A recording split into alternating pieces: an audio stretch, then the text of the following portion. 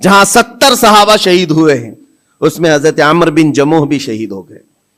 یہ بوڑھے صحابی شہید ہو گئے. نبی پاک صلی اللہ تعالی علیہ وسلم نے پھر اس کے بعد شام کو جب لاشیں اٹھانے کی باری آئی، ان کی اہلیہ گھر سے آئیں اور میدان جنگ سے لاشیں جب اٹھائی جا رہی تھی، عمرو بن جموح کی لاش کو اٹھایا، گھوڑے پر رکھا، سواری پر اپنے گھر. السلام علیکم ورحمۃ اللہ وبرکاتہ.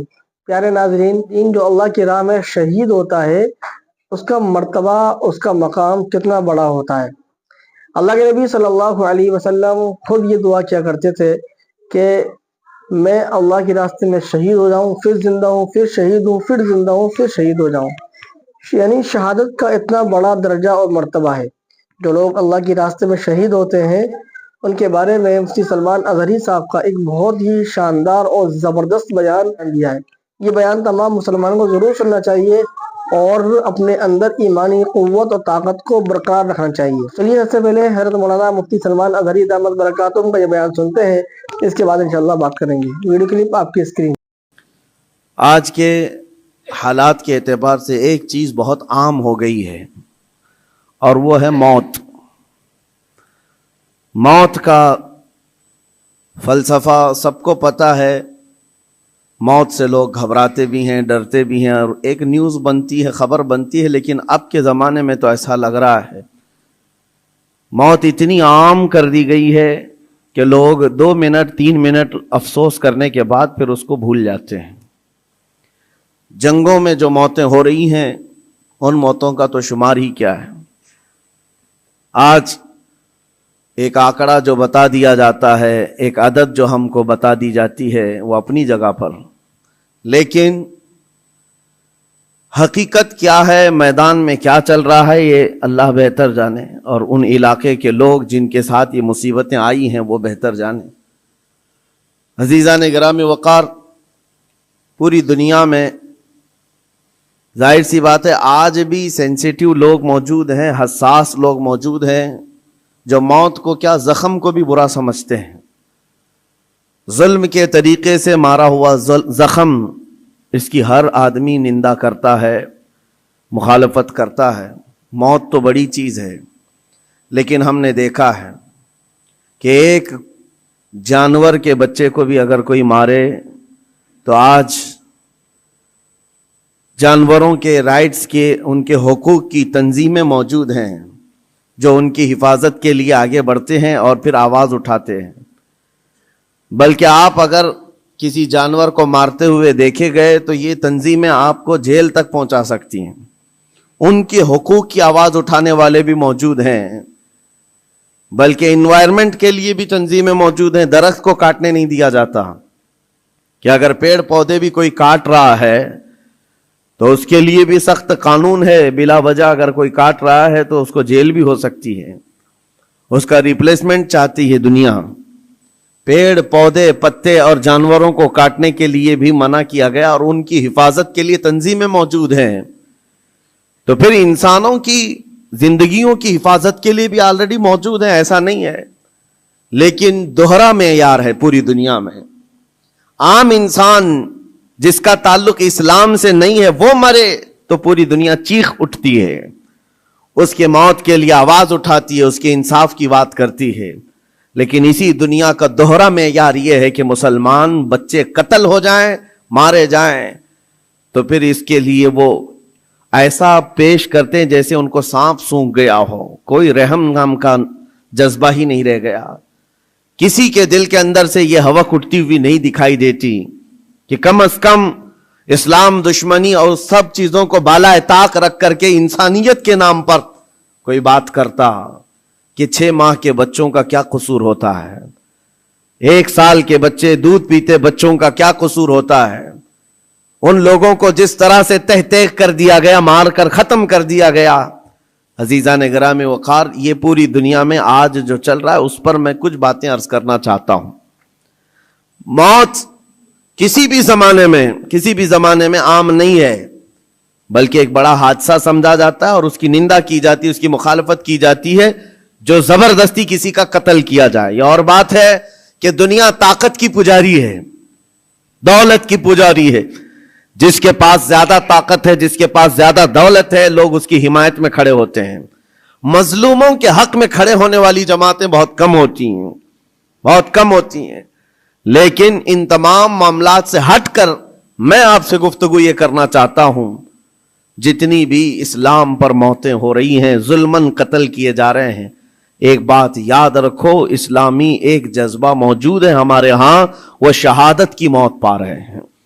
شہادت ایک درجہ ہے، اور جب یہ چیز آپ کے تصور میں آ جائے تو میرے عزیزو ہم بھی یہ محسوس کریں گے کہ اللہ کریم ہم سب کو شہادت کی موت نصیب فرمائے. کیونکہ شہادت ایک مقام کا نام ہے، ایک مرتبے کا نام ہے. جو شہید ہوتا ہے اسلام میں اس کا بڑا رتبہ ہے. نبی پاک صلی اللہ تعالی علیہ وسلم نے تو فرمایا نبیوں اور شہیدوں کے درمیان صرف ایک درجے کا فرق ہے، ایک درجے کا فرق ہے.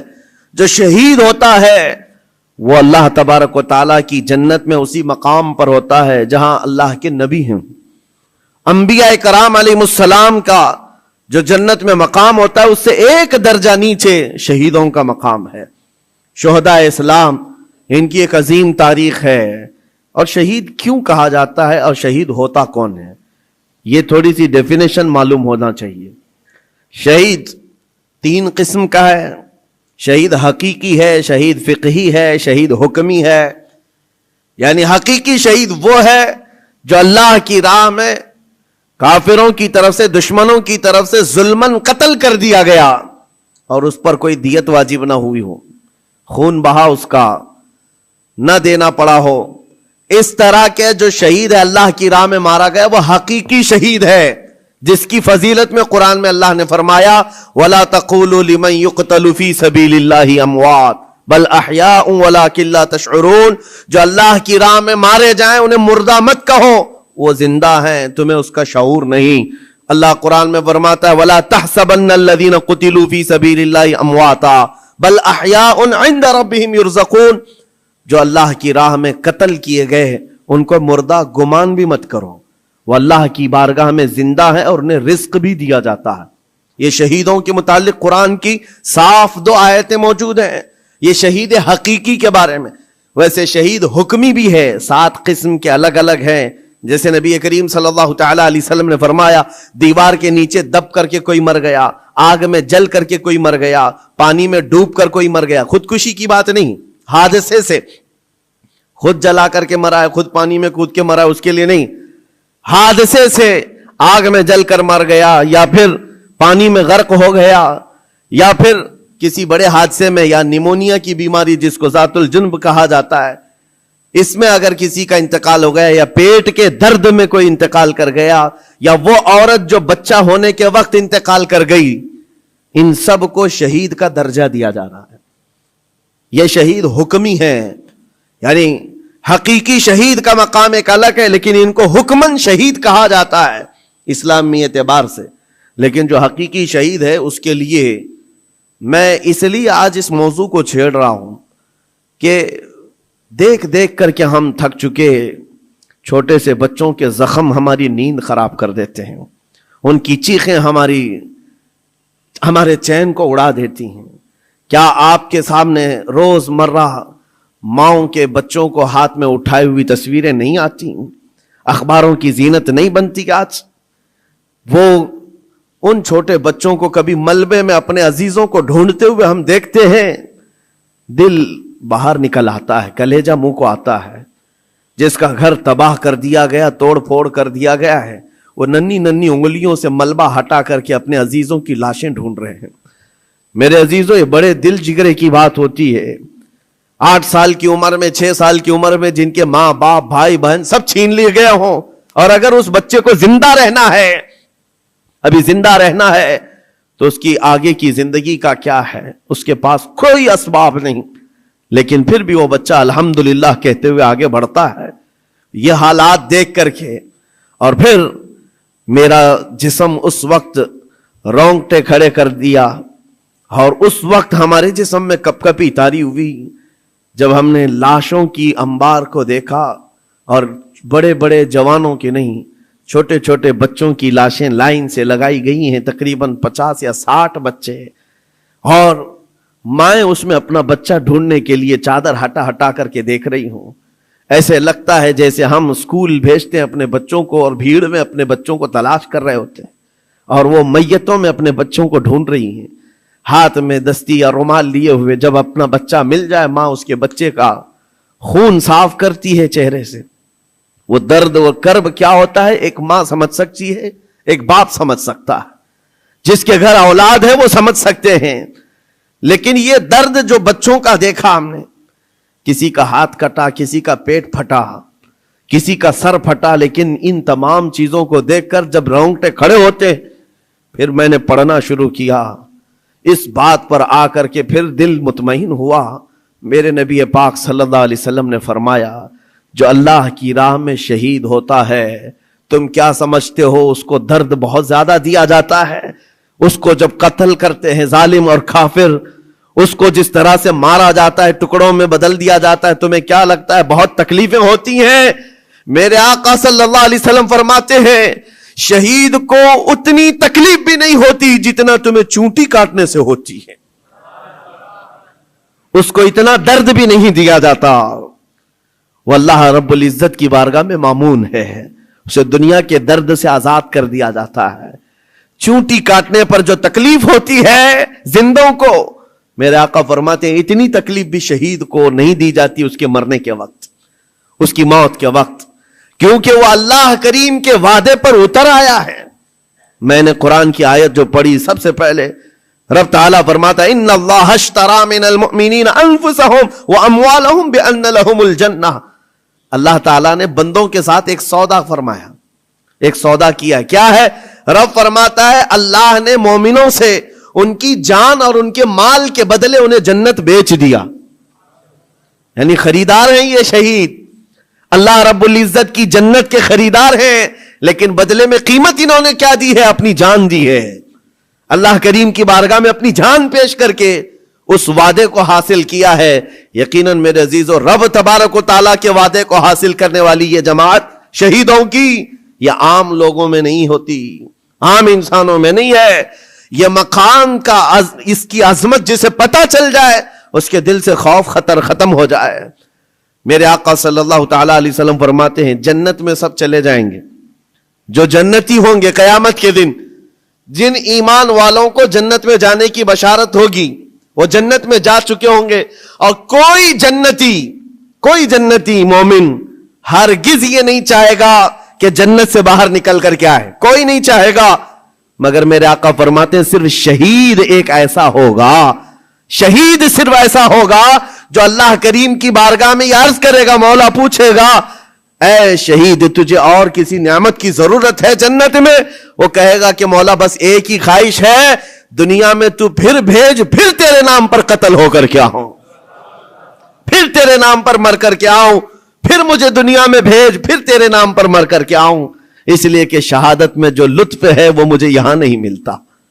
عزیزان گرامی, یہ صرف شہید کے بارے میں میرے آقا صلی اللہ علیہ وسلم نے فرمایا, اور یہ فضیلت بیان کر کے خود میرے آقا فرماتے ہیں, حضرت ابو ہریرہ رضی اللہ تعالیٰ عنہ سے روایت ہے, بخاری شریف کی حدیث سے فرماتے میرے آقا میری خواہش ہے کہ اللہ کی راہ میں قتل کیا جاؤں, پھر زندہ کیا جاؤں, پھر قتل کیا جاؤں, پھر زندہ کیا جاؤں, پھر قتل ہوں, پھر زندہ ہو جاؤں, اور اسی میں اللہ کی رضا حاصل کر لوں. یہ میرے آقا صلی اللہ علیہ وسلم فرماتے ہیں. عزیزان گرامی وقار, جو شہید ہو چکے اللہ کی بارگاہ میں ہیں وہ نعمتوں میں ہیں, وہ زندے ہیں, بلکہ ہم سب سے بہتر ہیں. ان کے مقام کو پوری دنیا والے ابھی مل کر نہیں پہنچ سکتے. اللہ کریم نے ان کو جو شہادت کا انعام عطا کیا ہے, میں آپ کو بتاتا ہوں صحابہ کرام رضوان اللہ تعالیٰ علیہ مجمعین کی دو مثالیں. کیا جذبہ تھا ان کے اندر. جب میرے آقا صلی اللہ تعالیٰ علیہ وسلم احد کے میدان کی طرف روانہ ہو رہے تھے تو ایک صحابی عمرو بن جموح رضی اللہ تعالیٰ عنہ, جن کے 4 بیٹے حضور کے ساتھ جا رہے ہیں جنگ میں, 4 بیٹے جا رہے ہیں, کسی کا ایک بیٹا گھر سے نکلے بڑی بات ہے, 4 بیٹے جا رہے ہیں, اور نبی پاک صلی اللہ تعالیٰ علیہ وسلم صفیں درست فرما رہے ہیں. اور یہ صحابی حضرت عمرو بن جموح بوڑھے تھے اور لنگڑے بھی تھے, پیر میں عذر تھا. حضور پاک صلی اللہ تعالیٰ علیہ وسلم کی بارگاہ میں آئے, کہا یا رسول اللہ میری خواہش ہے میں بھی آپ کے ساتھ حاضر ہو جاؤں. बच्चे मुझे जाने नहीं देना चाहते हैं। चारों बेटों ने जबरदस्ती बाप को घर में बिठाया था, अब आप नहीं जाएंगे, हम जाएंगे रसूलुल्लाह के साथ। और बाप इस बात पर लड़ाई कर रहे हैं बेटों से, नहीं मैं भी जाऊंगा। हुजूर पाक सल्लल्लाहु ताला अलैहि वसल्लम के पास आकर ऐसे दर्द भरे अंदाज में उन्होंने कहा था, मेरे आका सल्लल्लाहु अलैहि वसल्लम ने इनकार नहीं फरमाया, कहा कि ठीक है आप भी चलें। पहले हुजूर ने फरमाया आपके तो 4 बेटे शरीक हैं, आपके 4 बेटे शरीक हैं, आप घर में रह जाएं।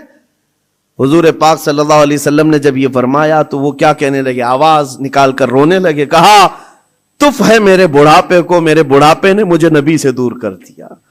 जवान होता मेरे बेटों की तरह तो मैं भी जाता। हुजूर पाक ने फरमाया नहीं आप भी जा सकते हैं। लंगड़ा पैर था, हुजूर ने फरमाया कैसे चलोगे, दिक्कत होगी, तकलीफ होगी। वो सहाबी कहते हैं या रसूल अल्लाह सल्लल्लाहु अलैहि वसल्लम, मैं ये चाहता हूं जिस तरह लंगड़ लंगड़ करके मैं यहां चलता हूं ऐसी ही लंगड़ लंगड़ करके जन्नत पहुंच जाऊं, क्या ये मुमकिन है? हुजूर पाक ने उनके जज्बे को देखा, फरमाया आप चले। घर आए, अपने अहले खाना से कहा जल्दी जल्दी तैयारियां करो, मैं भी जा रहा हूं। खुशी की इंतहा नहीं। जब जाने का वक्त था दरवाजे पर उनकी अहलिया आई और उनको ऐसे ही तफरीह के तौर पर कहा, दिल लुभाने के लिए कुछ बातें की जाती हैं। बीवी ने ऐसे ही कहा, अमर बिन जमो तुम तो जा रहे हो, मुझे लगता है तुम भाग करके आ जाओगे, मैदान जिहाद में जा रहे हो, जंग के मैदान में जा रहे हो और सख्त होता है मैदान, भाग के आ जाओगे। बीवी का ये सिर्फ ताना सुना तो गरज करके कहने लगे सुनो खबरदार, और अल्लाह की बारगाह में हाथ उठाया, अल्लाहुम्मा रज़ुक़नी शहादतन फी सबीलिक वला तरुद्दनी इला अहली खाइबन, या अल्लाह तू अपने रास्ते में मुझे शहादत दे दे और कभी भी जिंदगी में मुझे मेरे घर वापस मत लौटा, घर वापस मत लौटा। हम तो घर से निकलते हुए घर वापस आने की सलामती की दुआएं करके निकलते हैं, अल्लाह सही सलामत लौटा है और वो जज्बा अलग है। नबी पाक सल्लल्लाहु अलैहि वसल्लम के साथ जाते हुए कह रहे हैं वापस ना लौटा। गए जंग में शरीक हो गए और वो जंग बड़ी सख्त थी। उहद की जंग तो आपको मैंने कई मर्तबा जिक्र किया है, बहुत सख्त इम्तिहान था सहाबा का, जहां 70 सहाबा शहीद हुए हैं, उसमें हजरत आमर बिन जमूह भी शहीद हो गए। ये बूढ़े सहाबी शहीद हो गए नबी पाक सल्लल्लाहु ताला अलैहि वसल्लम ने। फिर उसके बाद शाम को जब लाशें उठाने की बारी आई, इनकी अहलिया घर से आई और मैदान जंग से लाशें जब उठाई जा रही थी, आमर बिन जमूह की लाश को उठाया, घोड़े पर रखा, सवारी पर अपने घर की तरफ लौटी। सवारी ना इधर जाती ना उधर जाती, कहीं नहीं, बार बार घोड़े को चाबुक लगाकर दौड़ाया जाता है लेकिन घोड़ा जाता ही नहीं है। वो तंग आ गई, मजबूर हो गई, कहा क्या है, लाश इतनी भारी हो गई, वजन हो गई, क्या है ये? नबी पाक सल्लल्लाहु अलैहि वसल्लम की बारगाह में आकर के उनकी अहलिया ने कहा आकाश साहब अपनी लाशें ले जा रहे हैं, मैं भी इनकी लाश अपने घर ले जाकर इनको थोड़ी देर के लिए रखना चाहती हूं, लेकिन सवारी है कि आती नहीं आगे। मेरे आका ने फरमाया घर से निकलते वक्त इन्होंने क्या कहा था? उनकी अहलिया ने कहा था, इन्होंने कहा था अल्लाह की बारगाह में कि मौला मुझे घर वापस सलामत ना लौटाना। हुजूर फरमाते हैं उसकी दुआ कबूल हो चुकी है, ना वह जिंदगी में वापस लौटा, ना तुम उसकी लाश ले जा सकती हो। उसी मैदान में हजरत आमर बिन जमूह को दफन कर दिया गया। ये उन शहीदों की बात कर रहा हूं जिनके मौत के बाद भी उनका तसर्रुफ जारी रहता है, उनका तसर्रुफ। हजरत खुबैब इब्न अदी रज़ी अल्लाह तआला मुशरिकीन की कैद में आ गए थे। ये कुफारे मक्का ने उनको कैद कर लिया था और लोहे के पिंजरे में डाल करके रखा था, कई दिनों तक भूखा प्यासा रखा, पिंजरे में रखा।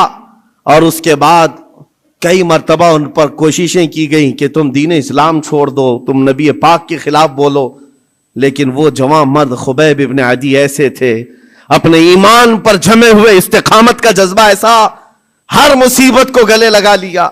यहां तक कि कुफार और मुशरिकीन ने उनको पिंजरे से बाहर निकाला, उनके नाखूनों को पकड़ से खींचा और वो कराहते रहे, दर्द अपनी जगह पर। और उसके बाद उनके जिस्म को जगह जगह तीरों से छलनी किया और मकाम तनईम पर, जो मक्का में आज जाम मस्जिद आयशा है वहां करीब में, आपको एक सूली पर चढ़ा दिया गया। हजरत खुबैब इब्न अदी को एक खंबे पर बांध करके सूली दे दी गई اور لاش کو لٹکا کر رکھا اور ایسی لاش لٹکتی رہی. یہی خبیب ابن عدی ہے جن کو سولی پر چڑھنے سے پہلے کافروں نے پوچھا تھا کیا یہ اچھا ہوتا خبیب تمہاری جگہ محمد ہوتے اور تم آرام کر رہے ہوتے. تب انہوں نے گرج کر کہا تھا ظالمو خبردار، تم میری جگہ مصطفیٰ کی بات کرتے ہو، میرے جسم کے اور 1000 ٹکڑے ہو جائیں مجھے گوارا ہے، میرے نبی کے قدموں میں تلوے میں کانٹا بھی چبھے یہ مجھے برداشت نہیں. ان کا جذبہ تھا استقامت. جب سولی پر چڑھا دیا گیا تو ایک بات میں عرض کر رہا ہوں شہیدوں کی. تو دیکھا آپ لوگوں نے کہ مفتی سلمان اظہری نے کتنا شاندار اور زبردست بیان دیا ہے کہ جو شہید ہوتے ہیں اللہ کے راستے میں جو ان کا انتقال ہو جاتا ہے اللہ رب العالمین ان کے درجات کو کتنا بلند کر دیتا ہے. آپ کی کیا رائے ہے اس بیان کے سلسلے میں ہمیں کمنٹ سیکشن میں ضرور بتائیں.